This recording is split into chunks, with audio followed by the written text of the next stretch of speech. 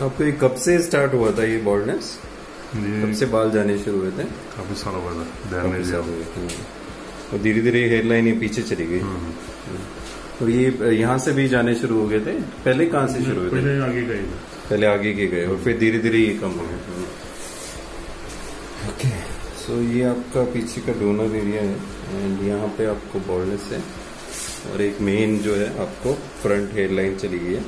तो हमने जो इसका हेयर लाइन आपने देखा है तो जिग जैग देंगे एंड एकदम डेंस पैक करेंगे। तो इसके बीच में भी जो ये गैप है एंड ये फ्रंट वाला पूरा फिल करेंगे। ओके, सो जब हम ट्रिम करेंगे तो इसके बीच में हमें गैप क्लियरली दिखाई देगा, तो वहाँ पे भी हम डेंस पैकिंग करेंगे। ओके, और एक ये आपका क्राउन रीजन है, सो हम ट्राई करेंगे maximum number of crown extract करने की एंड एक अच्छा कवरेज देने की। ओके, और जो हेयर लाइन रहेगी वो नेचुरल रहेगी, जिग जैग रहेगी एंड हाई डेंसिटी रहेगी। ओके,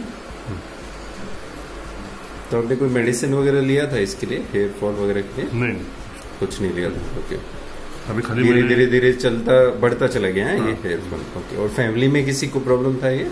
नहीं, किसी को नहीं था। ओके,